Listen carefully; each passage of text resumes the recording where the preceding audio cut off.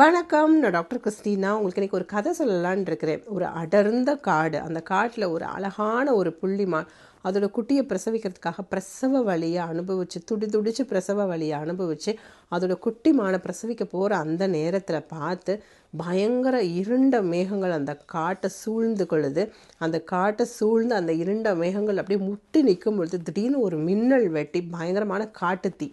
அந்த காட்டு தீக்குள்ளே இந்த மான் எப்படியாவது தப்பிக்கணுமேன்னு சொல்லிட்டு பயங்கரமாக ஓடுது. எங்கே பார்த்தாலும் சுற்றி சுற்றி காட்டுத்தீ.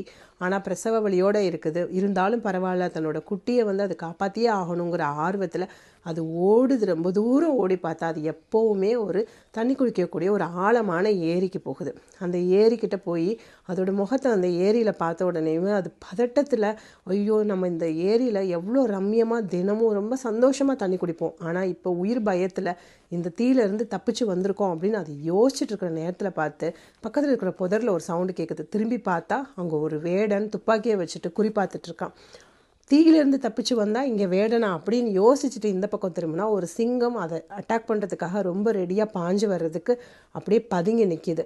இந்த மானுக்கு ஒரு நிமிஷம் திகைச்சு போயிடுச்சு. என்னடா இது, இந்த அடர்ந்த காட்டு தீயிலேருந்து தப்பிச்சு இவ்வளோ தூரம் வந்து இவ்வளோ பதட்டத்தோடு இருக்கோமே, நம்ம ஒரு நிம்மதியாக ஒரு குழந்தை பெற்றுக்க முடியலையேன்னு யோசித்தோம். இந்த நேரம் பார்த்து சுற்றி எங்கே பார்த்தாலும் மரணக்கட்டாக இருக்குது. எப்படினாலும் நமக்கு மரணம் உறுதின்னு ஆயிடுச்சு. ஆனால் நான் இந்த மரண பயத்தோடு சாகக்கூடாது. டெய்லி ரம்யமாக இந்த இயற்கையை ரசிச்சுட்டு தான் இந்த ஏரியில் நான் தினம் தண்ணி குடிப்பேன்.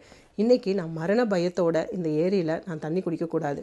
இந்த பக்கம் பார்த்தா சிங்கம், இந்த பக்கம் பார்த்தா வேடன், அந்த பக்கம் பயங்கரமான தீ பிளம்புகள், இந்த பக்கம் பார்த்தா ஆழமான ஏரி, சுற்றி மரணக்கட்டு தான். ஆனால் நான் ரம்யமாக தண்ணி குடிச்சிட்டு தான் சாகணும்.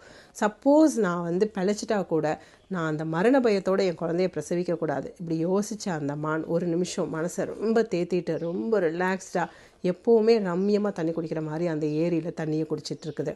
அந்த நேரம் இந்த வேடன் குறிப்பாத்து சுட ஆயத்தமாக இருக்கும் பொழுது திடீர்னு ஒரு மின்னல் வெட்டினதும் இந்த வேடன் திடுக்கிட்டு அப்படின்னதும் குறி தப்பி சிங்கத்து மேலே படுது. அந்த சிங்கத்து மேலே காலில் பட்டதும் அந்த சிங்கம் ஆக்ரோஷமாக வேடனை பார்த்து ஓடுது. வேடனை துரத்திட்டு சிங்கம் ஓடிடுது. இதை பார்த்துட்டு சிங்கமும் போயிடுச்சு, வேடனும் ஓடிட்டாங்க. இப்போ நம்ம தப்பிச்சிட்டோம். ஆஹா, அந்த பக்கம் இருக்கிற தீ பிழம்புகள் நம்மளோட வீட்டை பாதிக்குதே அப்படின்னு அது யோசிச்சுட்டு, இருந்தாலும் நான் மன ரம்மியத்தை விட மாட்டேன் அப்படின்னு சொல்லிட்டு தண்ணி குடிக்கும் போது பயங்கரமான மழை. அந்த காட்டு தீ அப்படியே அணைஞ்சு அதோட இருப்பிடம் அப்படியே காப்பாற்றப்படுது.